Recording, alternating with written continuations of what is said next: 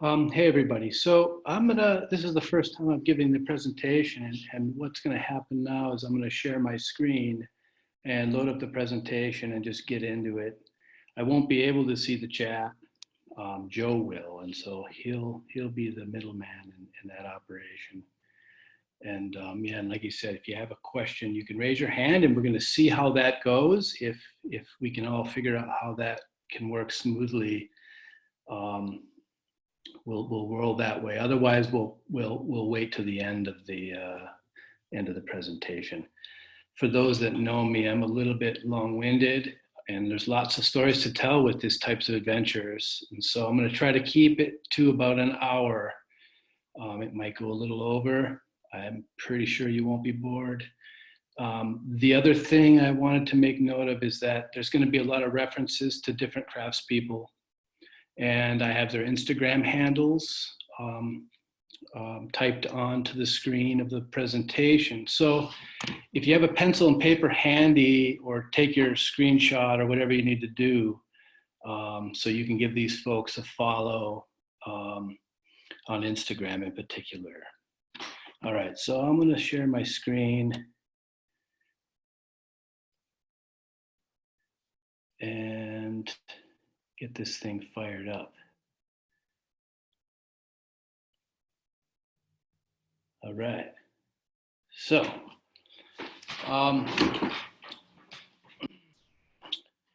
where to begin here? So I'm a woodworker, and I live in northern Wisconsin. And I've been living here all my life for the most part. And I focus on spoon carving and turning. And that's led me to all kinds of interesting places. And I've been lucky enough to teach and travel, and been to Spoonfest and other Sweden, and a bunch of these crazy green woodworking events that people may not know exist. But there's places where 250 spoon carving freaks gather on the fields of England and carve spoons together. Things like that, similar to what Folk North House is doing, but more focused. And so that's given me the opportunity to travel. I also teach at North House, and I have been doing so for about 10 years. My wife Jazmin is an aspiring textile craftsperson. She's working with indigo dyeing and shibori, which is a type of Japanese tie-dye, and also katazome, which is a type of paste resist dyeing. So the past 2 years, we've been traveling to Japan to learn more about the craft scene there. And this is all part of kind of what was alluded to in the promotion of the talk was I've been looking for modern wood culture as a maker of woodenware, and traveling to England and Sweden in particular, looking for people who are actively making and using this stuff in their daily lives in a utilitarian context, more so than a display art context, everyday stuff. And that brought me to Japan, which is a place that is rich in that type of use of woodenware. I think it has more wooden temples, I think, than any other country in the world. But anyway, so we flew there 2 different years, and I was given the opportunity to teach at a school that I'll talk about in a little bit. And so this slideshow will be on the trip last spring. And with everything going as it is, we may or may not be able to go this year. We're hoping to go in October, but if not, we'll go next spring, if that's possible. But we'll land in Tokyo. If anybody's been to this town, it's a pretty amazing city. And it's densely populated, but it's very quiet in the mornings, and people are very respectful. It's a very different place than, would say, New York City. We stay at traditional ryokans, which are like bed and breakfasts, and we stayed in a part of Tokyo called the Saksa, and this is a breakfast, savory Japanese breakfast, very typical. There's always plenty of rice, and you can see that the display is very important with food, and this ties in with what we were looking for when it comes to wood culture. These everyday objects and how they're used, they bring meaning and beauty to our everyday lives. And so this ryokan that we were at was kind of not a touristy place so much, but you can see, I got my cursor here. I don't know if you guys can see that or not, but maybe Joe, you can unmic for a minute and tell me if you can see that cursor floating around. You can, okay, Jazmin told me. Yep. Yeah. So these bowls are very traditional forms. These are all plastic now at this particular restaurant. There's trays, these little boxes, sort of modern pottery, but there's also places that would have, and later on you'll see this type of stuff would be all wood, and we stay at those places too. Here's a street, just a shot of early morning. It's probably 9 a.m. So the city isn't fully woken up yet. The streets are empty. I'm not into pop culture, but I think this is a famous intersection in Tokyo. We were traveling around, going through subways, and we're in this kind of a enclosed tunnel going from one subway line to the next. And here's this. We stopped. Hey, I think this is an important street. It's kind of like Blade Runner in a way. And here's a crazy kind of department store called Don Quixote, which is kind of like a strange Japanese 5-story Walmart. And it's open, I think it might be open 24 hours a day. We were there looking for a bucket, which I'll talk about later, but it's all kinds of luggage, suitcases, liquor, food, technology, snacks. In the case of this photo here, you know you're not in the United States when you see stuff like this. So we traveled around the city. It's a big, sprawling city, not unsafe at all. A very interesting place. The subways, you could literally hear a coin drop on the subway when you're traveling. People are very quiet, respectful of each other. And Jazmin, who's on the left side of the photo, was making friends through Instagram with some people that she found on Instagram. And this is a weaver, and she also gets her thread dyed by a guy named Taka, who we later visit. So she invited us up into her studio where her looms are. If you give her a follow, she's weaving some amazing textiles. Something that I noticed it's all over Japan actually, I found out later, but these manhole covers, they're usually not square, and there's a lot of round ones, but they all have these different patterns and prints, and having to do with what part of town it is. So really fascinating and quite beautiful. One of the other things we did in Tokyo was to visit this restaurant called the Blind Donkey. And as I mentioned earlier on my Instagram, there's going to be some food photos. We like to eat good.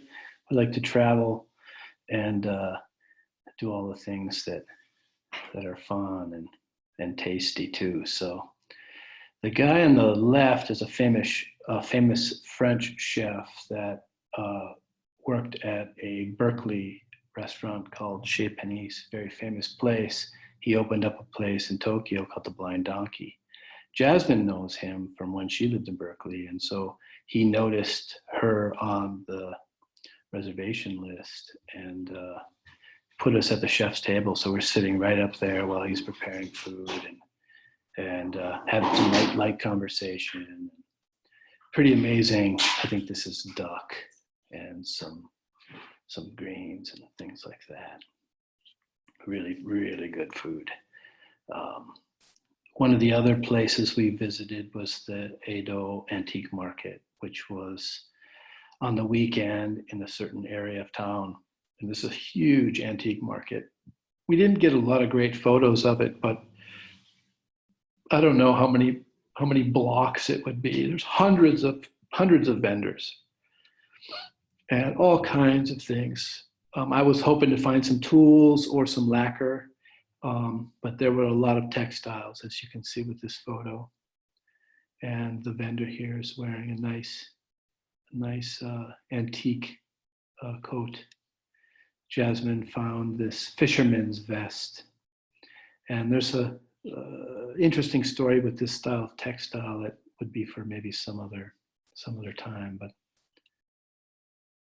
we also made our way to the Mingei Museum.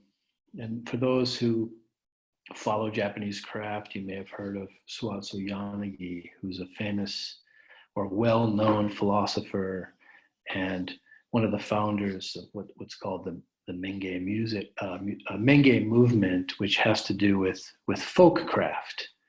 And it was started at the time where Japan was opening to the West in the 20s and 30s, maybe a little bit before that. And they were kind of losing their cultural objects, their everyday objects were being replaced very quickly. And so he and a few other people started collecting this stuff and thinking about how beautiful they were. So Mingei is a special thing in Japan and arguably all over the world, whether we know about the context or not. Unfortunately, they didn't allow photos, so that's all we have for that. But it was loaded full of great pottery collections from Japan and also the mainland Asia and some European stuff too. Yanagi's tied with Bernard Leach, who was part of the studio pottery Renaissance revival in England, which spread to the United States, and Warren Mackenzie's part of that. We also visited a basket shop in Tokyo again, on the outskirts. Some of these places are, half an hour, 45 minutes, an hour subway ride, above ground, underground, whatever, to these sections of town. This was a cool place. It had baskets from all over the world. And some of you may notice some of these things. There's Swedish baskets, English trugs. These are Swedish up here.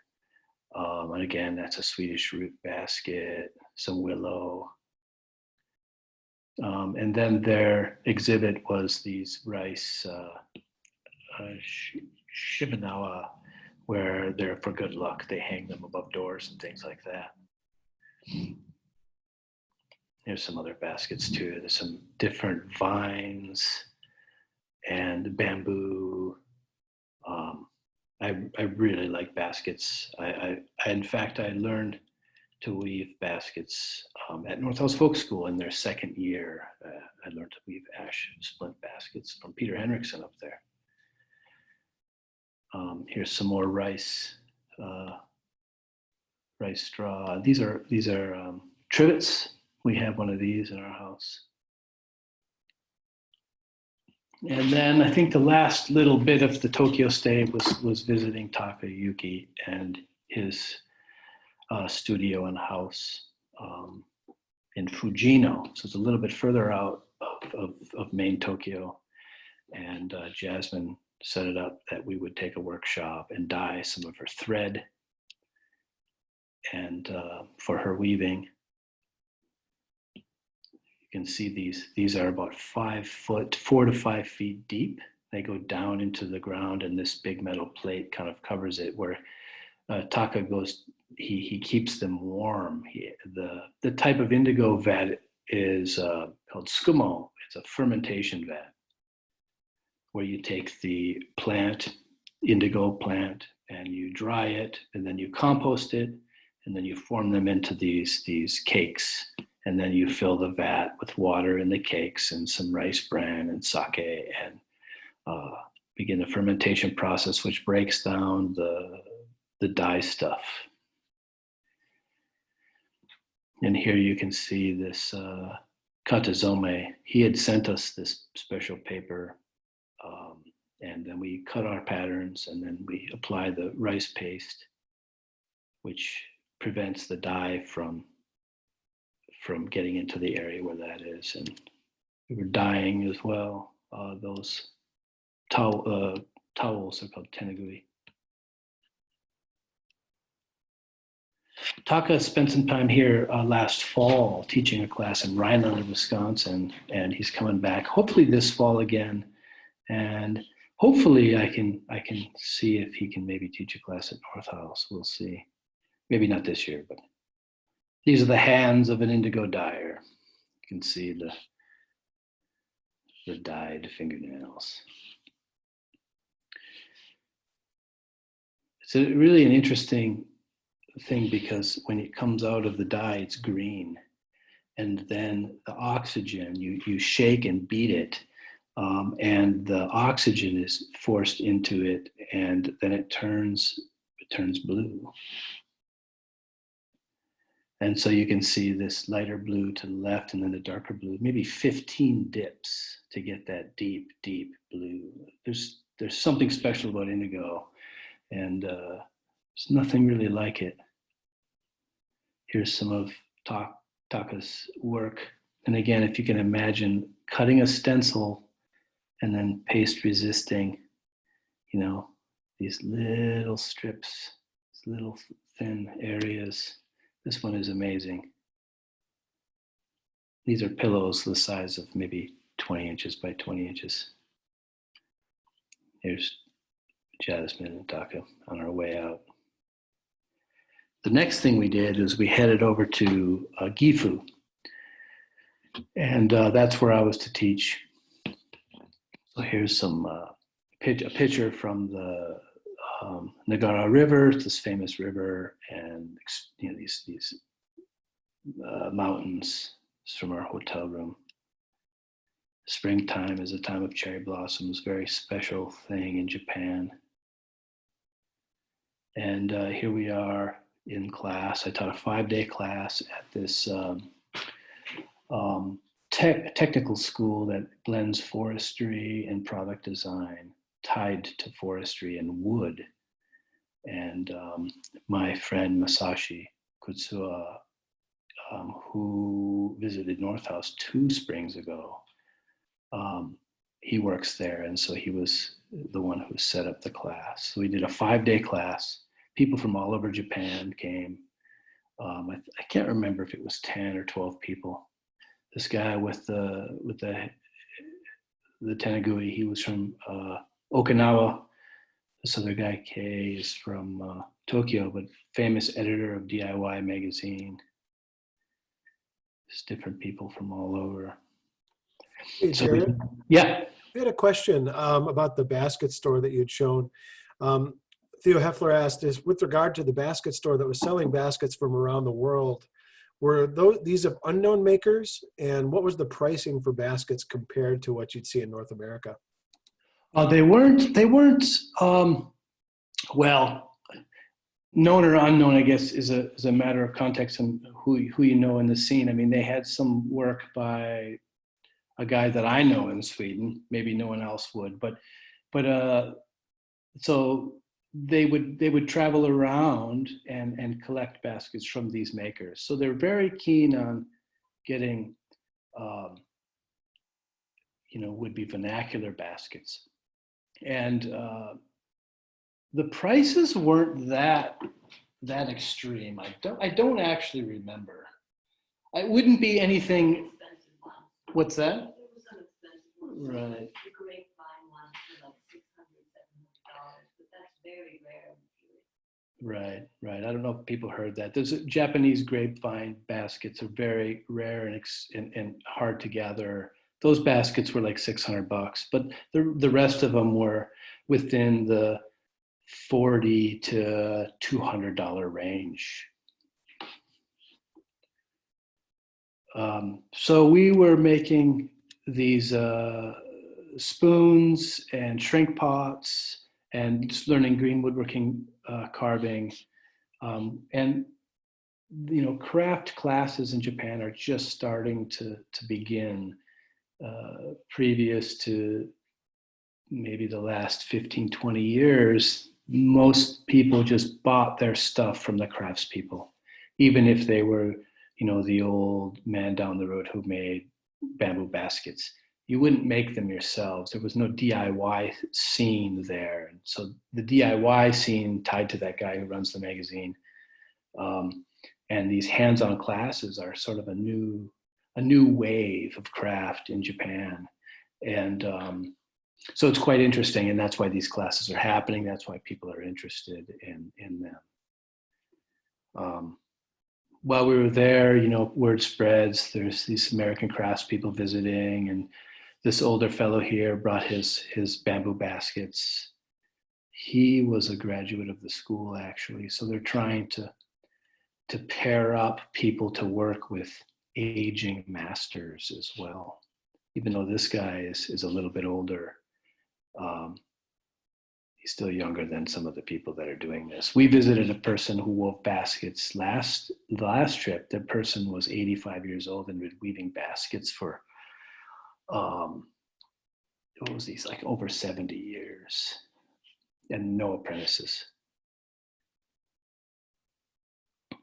The market is changing and for some of that stuff.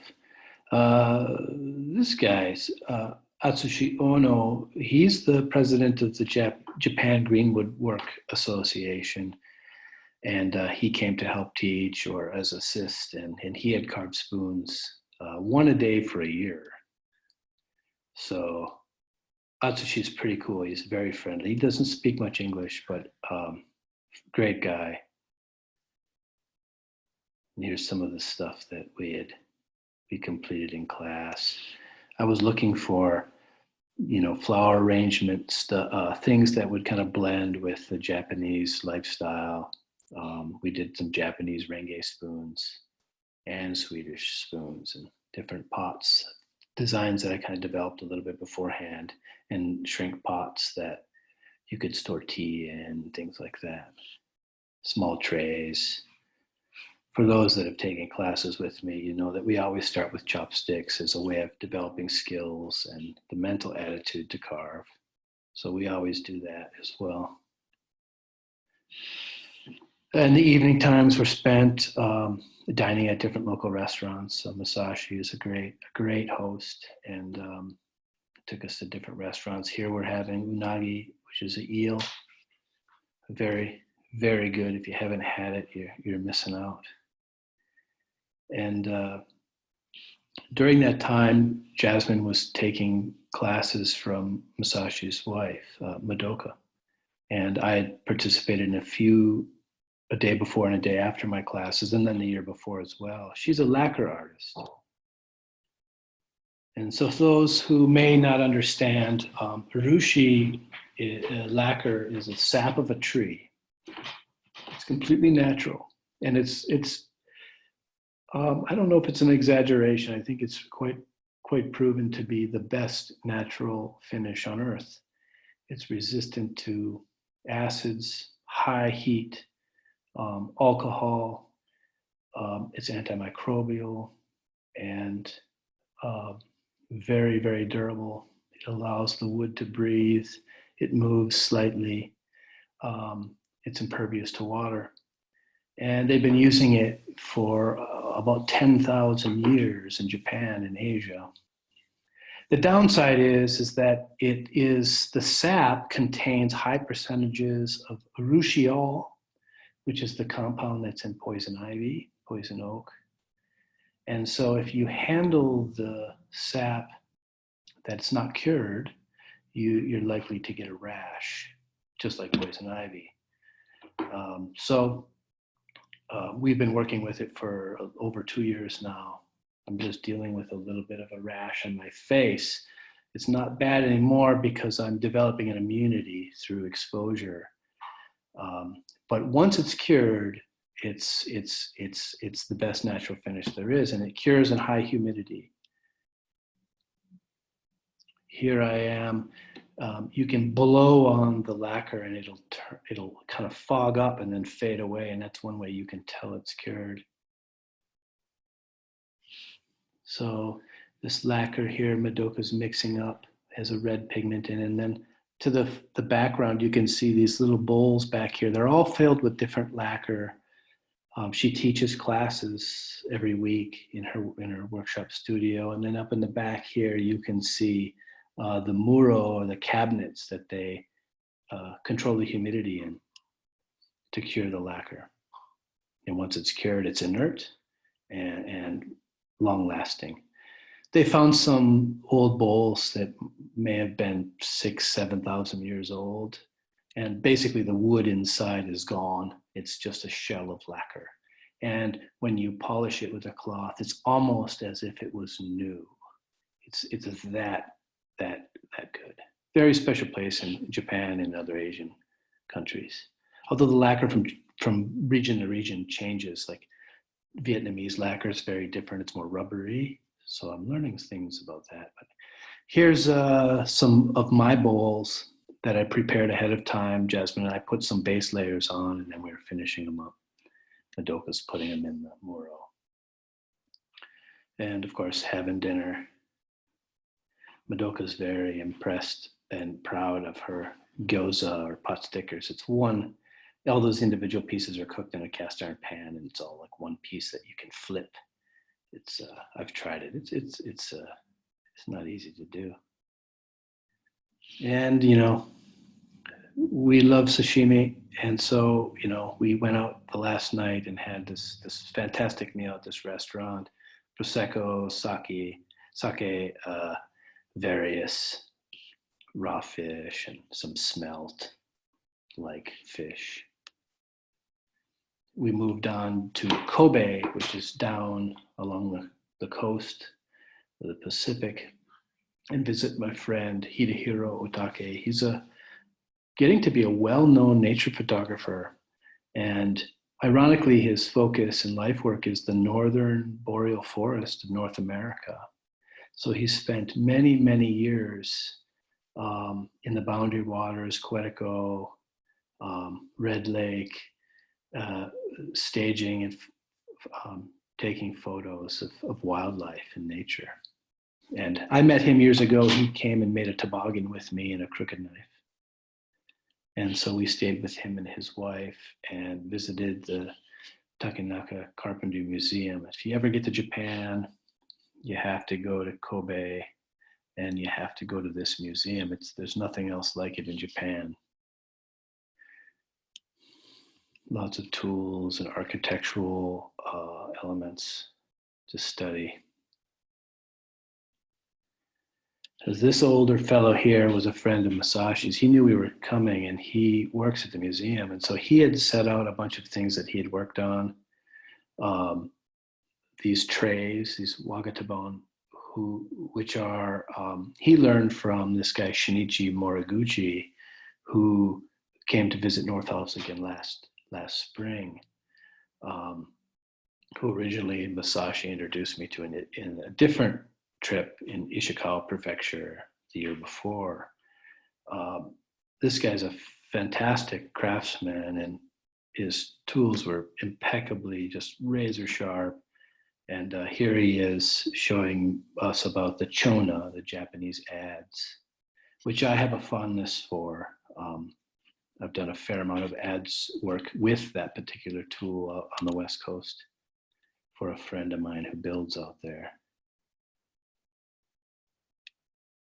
So I can't remember what we're talking about, if it's the tools or the chona. There's some speculation on these tools. There's a lot of rumor that these handles were grown bent. And that may be the case on a limited scale. But at the height of the Meiji Restoration period, there would have been thousands upon thousands of these tools in use. And it's just impossible to grow that many chona. And at the museum, they have a display, chona handles, I should say. So at the museum, they have a display of how they were made, and they were boiled. You can see this compression here would not have happened if it was grown. So that was cool for me. And there's a video of the guy who made them. He boiled them in this tank and bent them. Little sideline thing that I find interesting. Then we made our way to Miki City, which is inland from Kobe. It's a famous place for tool makers. So the silky saws that we all like to use are made there, and a bunch of plane makers and chisel makers, saw makers. And there's this guy, Toshio Tokunaga, very famous woodworker who makes chairs. And he's probably one of the most famous chair makers in Japan, from what I've heard. And he takes on apprentices from all over the world. Actually, when we were there was a guy from New Brunswick. And I've recently been in contact with a few other Americans who spent time with him. So he specializes in this furniture, but it's all hand-planed finish. And he developed these crazy planes. And for those that know about Japanese planes, they're called kana, where a spoke shape is nankin kana. These are very unusual. And he's developed a technique with bevel up planes, plane blades, which is not normal, and these low angles. And he's able to hand plane all of these surfaces, highly figured wood, against the grain. And he demonstrated carving this handle.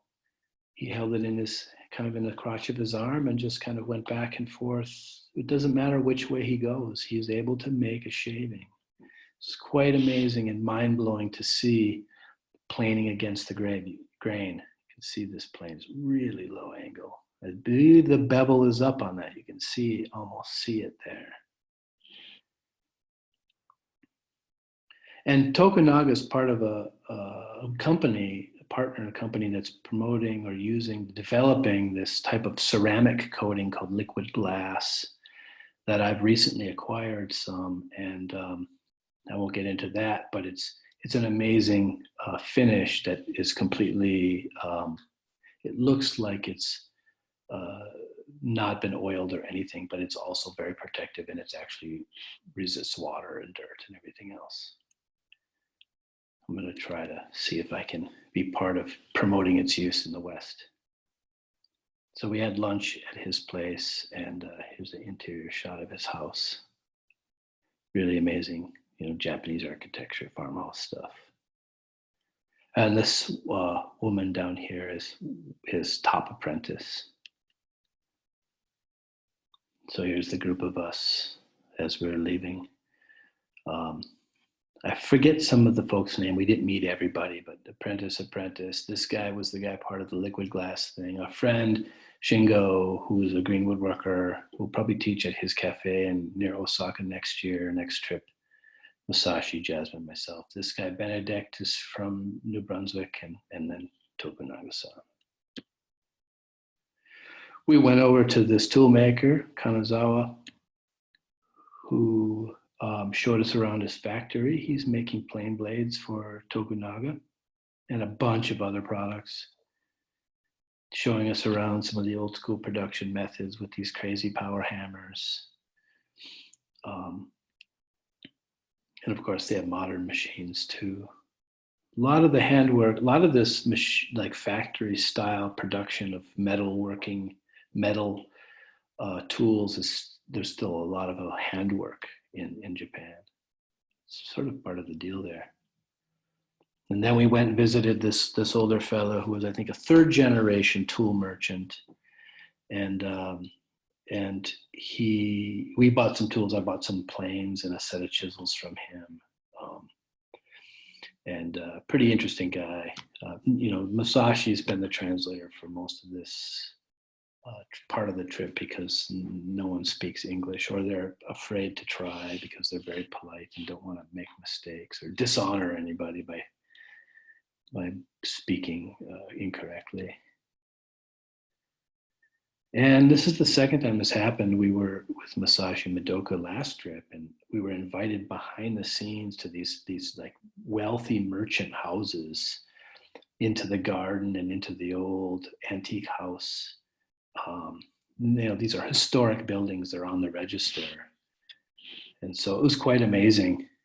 Part of it's, like he's showing off the place to foreign visitors. So we all got this tour. It's kind of like when his grandfather's house. So he had stories about growing up, and he was a pretty stoic and strict man, I guess, but it's really interesting architecture. This is we moved on from Migi City to Kyoto, and we stayed there for a few days. And this is our ryokan, Mugen. And if you ever get to Kyoto, you got to stay here. It's not a cheap place, but it's really, really nice, and they have fantastic breakfast and a beautiful place to hang out. And you can see here. And then this old storehouse was converted to a whiskey bar. So the proprietor, her and her husband, she likes whiskey, and so she has a collection of whiskeys from all over Japan and all over the world. And it's quite nice. So here's a breakfast at Mugen. You can kind of see I'm looking a little road weary at this point. But the beauty of Mugen is that the bowls here are lacquer. So this is not plastic. This is high-end lacquer with a métier. This is a gold powder sprinkled onto the lacquer to create these beautiful pictorial patterns. And these trays are wooden trays that have been lacquered, and they have a selection of nice pottery. Every meal is a little different what they serve, and it's one of the reasons why we like to stay there. They're really a younger couple, and they're really into handcraft. So we stopped at an urushi supply house in Kyoto. And they supply urushi to all the local urushi artists, craftspeople.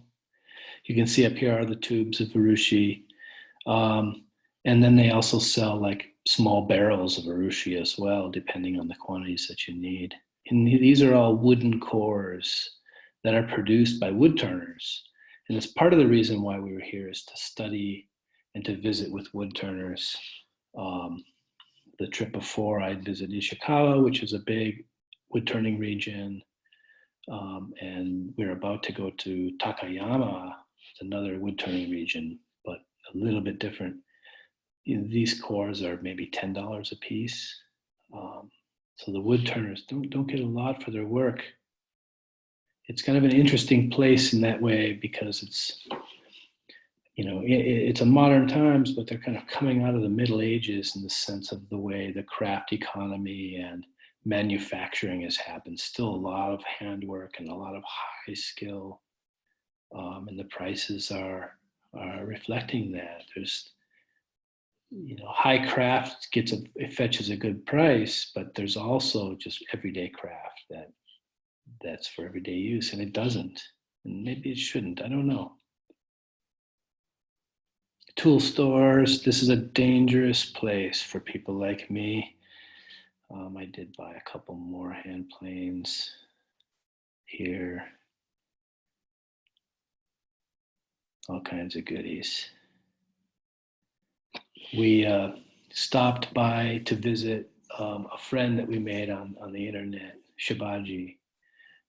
Uchiai is his surname. And he's a wood turner and a tray maker, wakatsubo trays, and he has a young family, and it's just outside of Kyoto. So we stopped to see him and check out his lathe.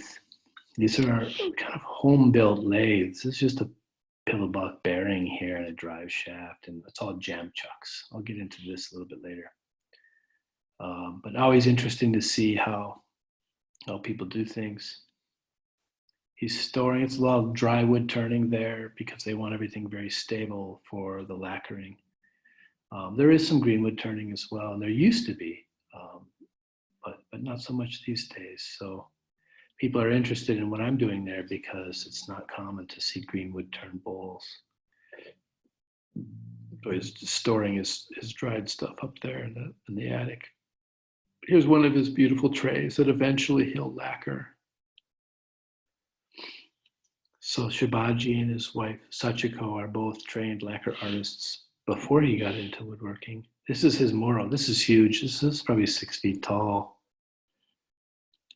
There's his workstation, bowls of lacquer. Then his wife's workstation. You can see she's working a little bit more traditional, sitting cross-legged on the floor. She does a lot of what they call maquille, and it's more contemporary. So here's a beautiful small serving plate, to eat the small dishes, to enjoy small dishes of food.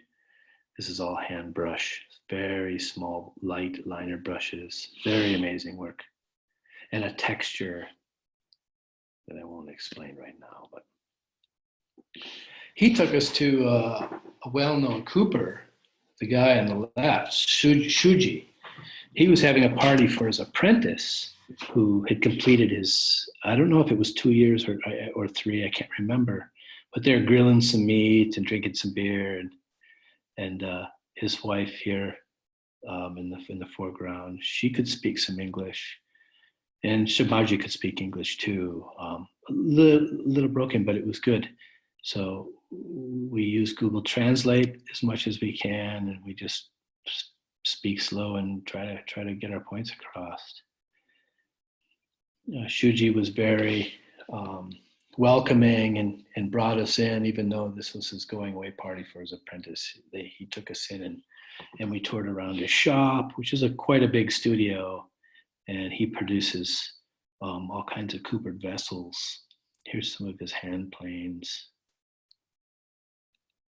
And some cedar outside drying. It's not cedar, it's cypress, I believe. Hinoki, they call it. Coopering, you need to dry your wood really well.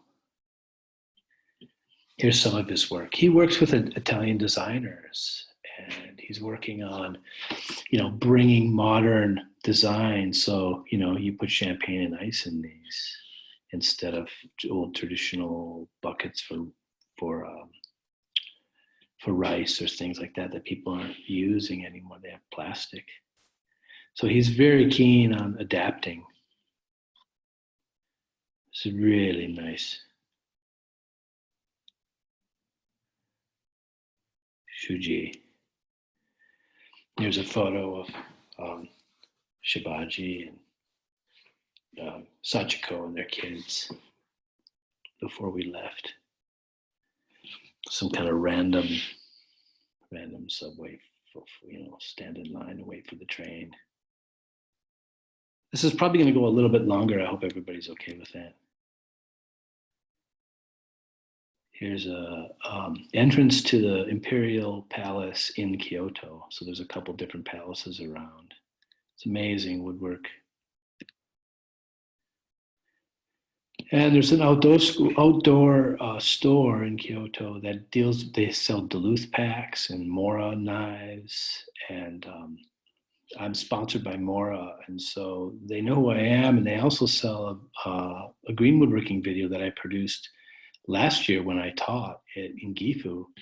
Masashi and his group of green woodworkers produced this video. And so they sell that there. And so the people there knew who I was, and they were really happy I showed up to carve a spoon one evening.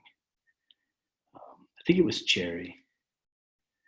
So the woman on the left, she runs the store. And of course, I gave her the spoon.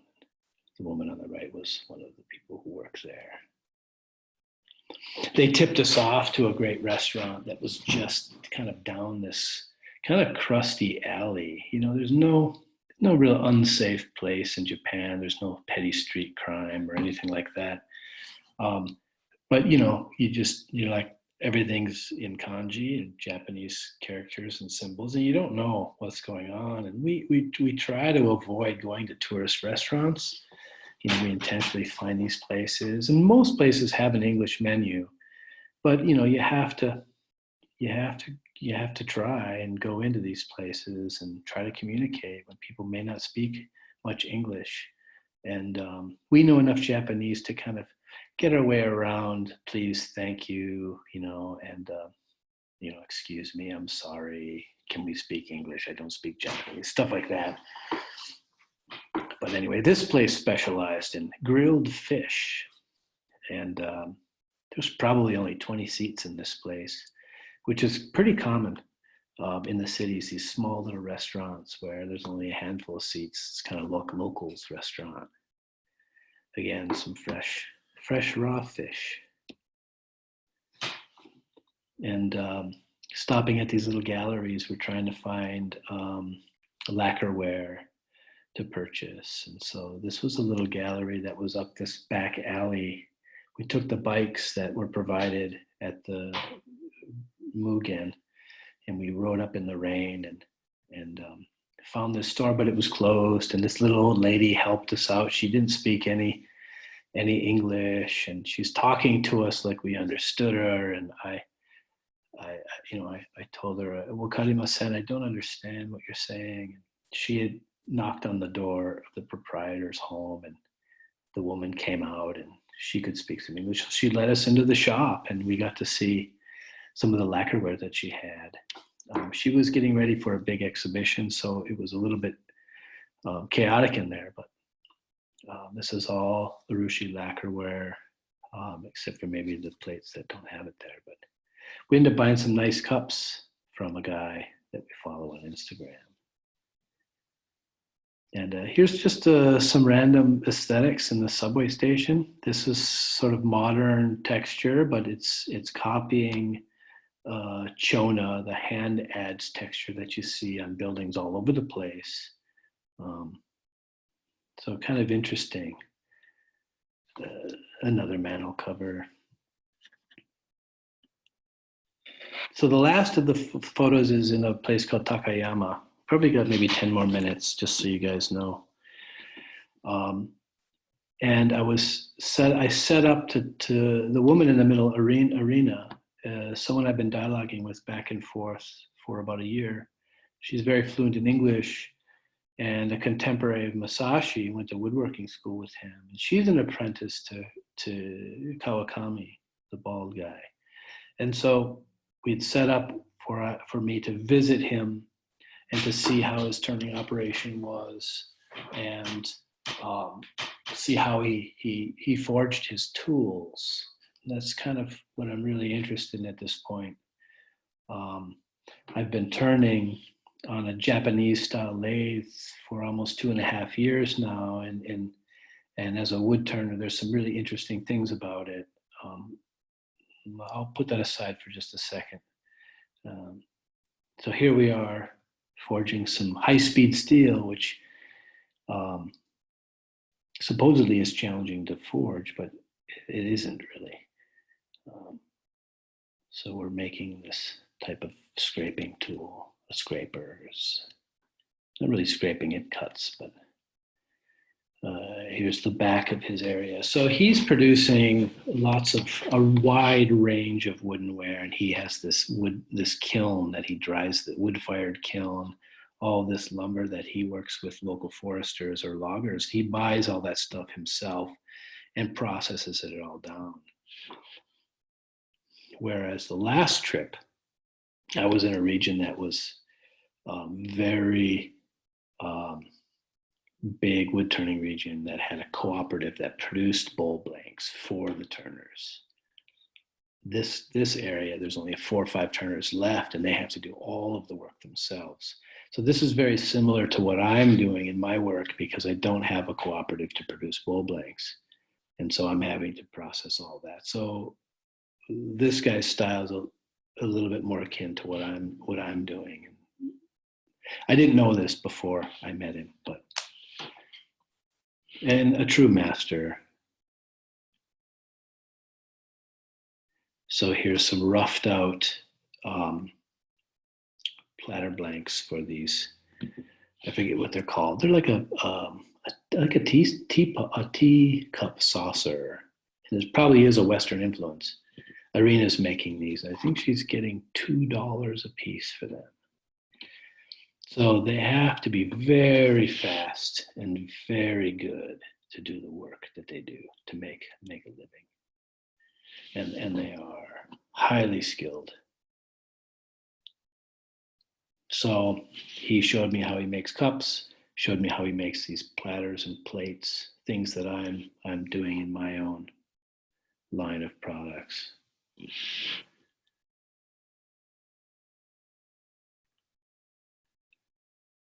So these lathes, they're basically drive shafts with some type of chuck, whether it's a 4-jaw chuck or a jam chuck.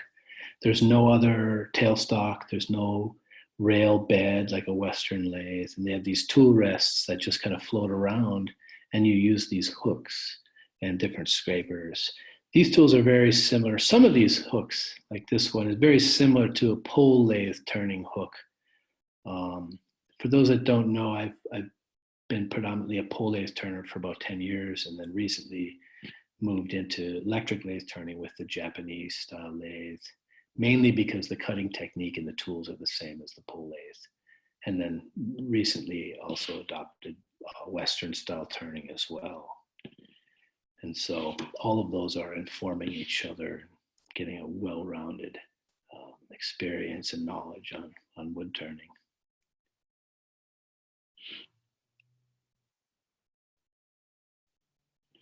So here's the lathe, just a drive shaft and some pillow blocks and a motor. The lathes that I learned on in Nishikawa the year before are called the Yamanaka style lathe, and they have a foot pedal system that you can put into forward or you push it into reverse. Because the lathes, they don't have a tailstock, the lathe's turning this way for his operation now.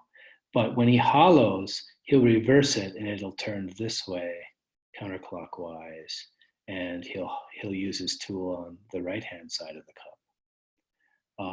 And the Asian style turning evolved from this type of lathe that is a strap lathe. So in the olden days, this would have been wood, and this pulley wouldn't have been here, but there would have been a strap wrapped around this and then run out in 2 handles, one on each end of the rope. And someone would pull it back and forth, making it reciprocate. And then the turner would sit here and turn in one direction or the other, depending on which way they wanted to approach the cutting. So the strap lathe and these modern Japanese lathes are tied together. The pole lathe and the Western electric lathe are offshoots of that same strap lathe that was born in Mesopotamia 5,000 years ago or something. So Kawakami and I. That's the second photo. Irina was the first photo. We were both like straight faced, and she was making fun of us, so we had to smile. In Takayama, there's a style of lacquer called shunke, which is urushi, but it's also mixed with perilla oil, which is a hardening oil, and it produces this sort of transparent, glossy look. And they dye the wood first, and then they lacquer it. And Irina took me around to visit a bunch of craftspeople. Jazmin at this time had gotten food poisoning. So she was back at the hotel. This guy had been lacquering for 50 years. And again, barehanded, he's developed an immunity to this. You can see his hands just right in the bucket peeling this off, showing us. This room was a temporary housing for his studio because his house was being remodeled. And lacquer can evaporate and get into the droplets in the air too. And so was a bit apprehensive when we went into this room. It was humid. The lacquer smell was, the smell of lacquer isn't solvent. It has a sort of a kind of a sea air. It's hard to describe what lacquer smells like, but it's like, oh man, I'm gonna get a reaction from being in here, but I didn't. And we stopped to visit this guy who makes these beautiful bent wood boxes.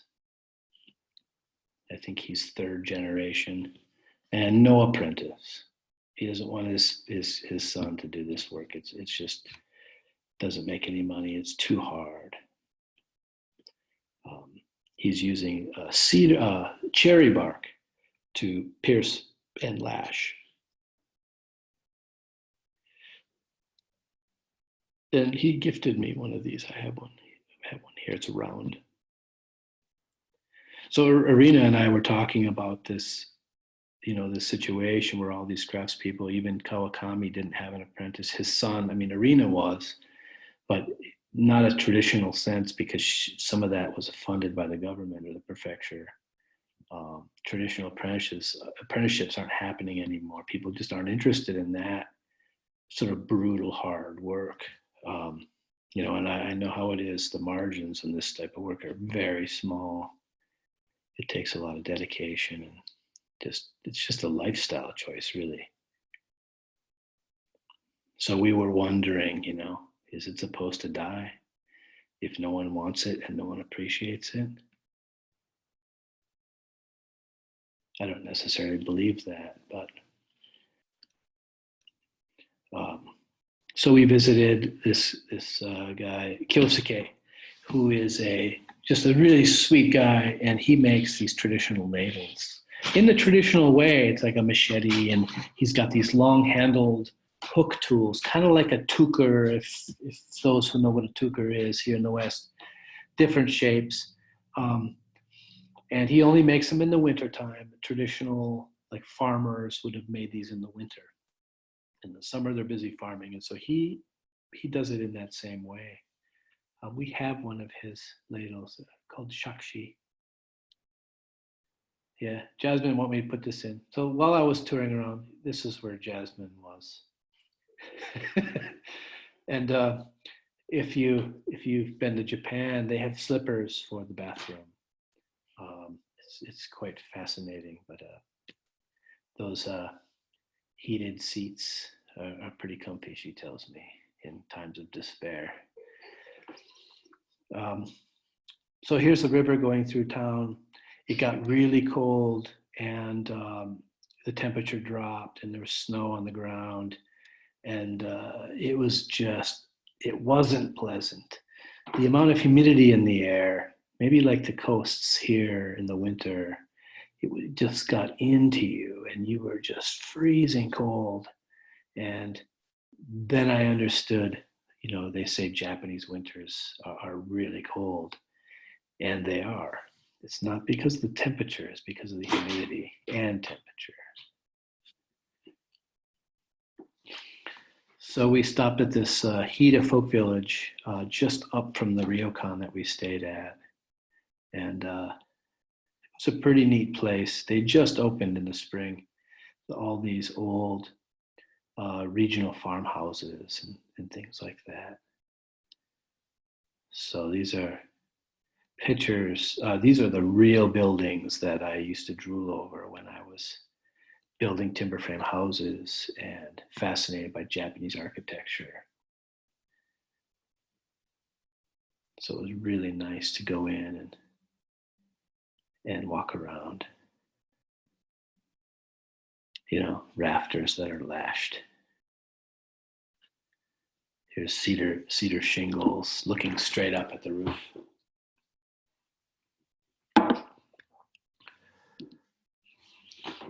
Probably another 5 minutes, just so you know. And, always looking at these amazing craft objects, you see that? It's just one piece bent and mortised in and then woven with bamboo.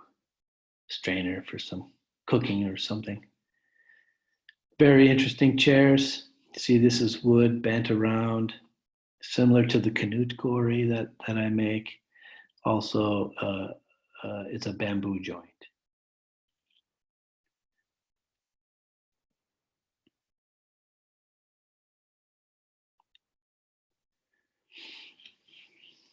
And this is a pretty fantastic museum in Takayama, the Kusakabe Folk Museum. And it was a rich merchant's house that, turned into a museum. And there's some pictures here that you may have seen if you looked at Japanese architectural books. This is a classic shot right here of this place. And black from years of smoke.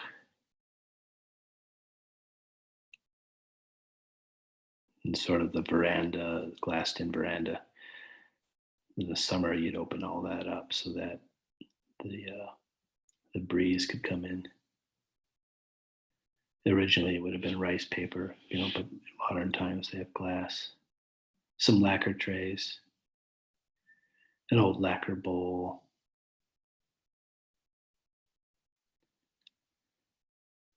And just random photos of baskets and stuff. I think this is the entrance of the museum. And again, that would be katazome, that paste resistant indigo dye. So we're making our way. There's like 2 more slides, I think. I thought we were going to have to go to the hospital. Jazmin had it really bad, and we ended up going to the pharmacy and finding these little pills that are made from food grade creosote. Very well-known pill, little bitty like little rubbery balls, smell like creosote. I found it online and went to the drugstore and found them, and it fixed her right up. And here, the story of those pills, that's part of the reason why the Japanese army was so successful in places back in the day, was because of these pills. It stopped dysentery and different things. But she gained enough strength to walk around that last day, and then make our way to the airport, which was, I think it was a 4-hour train ride, and having to haul luggage and stuff. So I was really concerned she wouldn't even have enough strength to get onto the train. The trains pull up on time. You got like 1 minute to get on the train. And if I had to haul all of our luggage, it would have been impossible. So we made it. So here we're speeding along on the Shinkansen. This trains go about 120 miles an hour or more. And we see Mount Fuji. We haven't been close enough really yet to see it, but next time I'll be teaching a class, hopefully, in a town at the base, near the base of Mount Fuji. So that'll be cool. And here we are exiting, flying out of Tokyo. And you can see, this is the city here. So I'm going to stop sharing my screen. Jarrod, we had a couple of questions come in. Yep. Joel Aben, sorry if I'm saying your name wrong, but he was asking, he's interested, if somebody was interested in the liquid glass you had mentioned, where might that be available from? It's not available yet. I found a source that's tied directly to Tokunaga. It's not available to anybody else just yet. So you just have to hold on. It's not known in the West, and I'm still learning about it. I'll be talking more about it, and hopefully we'll be able to get it in a year. But there's some problems with the exporting of it. So getting it out of Japan is possible, but because it's in denatured alcohol, the shipping cost is, to get a liter of it, it's like $800 in shipping because it's volatile. And then Theo Heffler had mentioned, he said, you mentioned it's not so common to turn green wood in Japan, and wonders, do you know why this is? Is it harder to source green wood? And who is drying the wood? Is it the craftspeople, or is it just industry? Well, they're turning dry wood because it's predictable, and then the lacquer artists are the ones that are demanding the wooden cores or the bases, and they want them to be, to whatever standard they like. And right now the trend is perfect. And so you turn dry wood because of that. And so it depends on the area. Some people will turn their bowl blanks similar to the Western style of twice turning. You turn everything, let it dry for a couple years, and then turn your finish work. So in Takayama, Kawakami would be doing that himself. But in Nishikawa, there's 30 wood turning studios. They're producing like 60,000 bowls a year. No joke. And so they have a co-op that produces these, and they vacuum kiln dry them. And then all the wood turners buy the blanks. So it's both in industry. I mean, that's like small sawmill operations. It's just a handful of people. It's not like a factory. It's just a handful of people doing it in that co-op or the turners themselves. I think I answered that question. Okay, well, I think that answers our questions. Thanks so much to everybody for sticking around. I really appreciate it. Hope you had a great time. Thank you, Jarrod, for your time. It was a fascinating conversation. Like I said, we do a lot of these kinds of programs. We're adding new things every week. You can check out northhouse.org for a schedule. We'll have a new e-newsletter that goes out tomorrow and a new schedule with it for next week. Thanks so much for tuning in. Looks like we might have one final question come in. Yep. Asking if the turnings are end grain.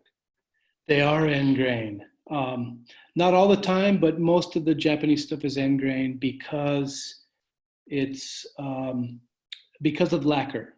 The lacquer seals the wood completely, and so the end grain is able to be used. That's part of it. And then Ash New asks if, what do you think the next decade or two will look like in terms of conversation between American and Japanese woodworkers? That's a good question. I think it's beginning to become more and more with Instagram, and a lot of Japanese craftspeople that I'm running into. I find them on Instagram, and they're willing to have conversations. The social protocols over there are changing. In the past, I wouldn't have been able to get an audience with Kawakami or Tokunaga without an introduction. And that old school way has its place, and I respect it, and I think that's fine. It's a good thing. But the younger people aren't quite that. They're not rolling in that way, and so you can reach out to these people, and they're like, yeah, come and stop by and visit. And so that being said, those conversations are starting to happen with the younger craftspeople. And the older people are open to it too, but you have to meet the people that'll introduce you.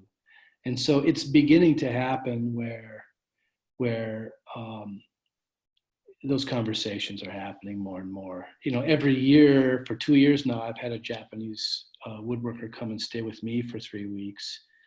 And I'm going to continue inviting people to come over. And, through North House, we were able to get some of those Japanese, the tray maker and Masashi, to come and visit. There's a group in the West Coast, the Kezarakai folk, that are bringing Japanese craftspeople over. So it's slowly starting to happen. And it's because of the technology we have today. And also in part that Japanese culture is changing. The older generation is becoming, there's just not as many of them. And so yeah, and ironically, this pandemic has also opened up online sales for Japanese craft, even though we can't get craft right now because the Japanese post isn't shipping. You can still buy Japanese craft now online, which you couldn't before because they were always selling to galleries as middlemen, but now everybody's selling online. And so it'll be interesting to see what that flushes out as well, people starting to purchase worldwide and having conversations. So, it's going to increase, and I'm doing my part to help. That's for sure. Then Jeff Shane asked, Jarrod, where can we buy lacquerware here? You can buy it from me. I got a sale coming up, I think on the 9th. Other than that, there is a shop in Seattle called Kobo, and they have a very small selection of lacquerware. It's just not something that is being marketed here in the States just yet. And again, I'm hoping to change that, at least on a small scale. Not just my own work, but just, there's other Japanese companies that I've met in Yamanaka that are starting to look for American markets. And that shop called Kobo is selling a brand that's out of Yamanaka, but people have to know what it is, and they have to realize, how nice it is before the market opens up. So there isn't hardly any place. Search it up. You can buy it from me too. And if you didn't see it, it's in the chat there. Woodspirithandcraft.com. That's Jarrod's website. Sells all his woodenware there. Feel free to check that out. Lots of great stuff there. And Susan Jacobson, to answer your question, yes, this is being recorded. Might take a few days, but we're going to get this up.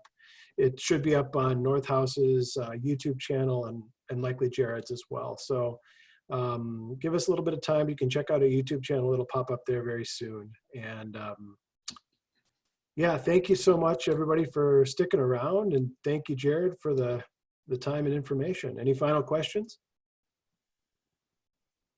Okay. Well, thanks again. Have a wonderful evening. Stay healthy. Be well. And have a great night. And happy spring. Thanks, everybody. Have a good night.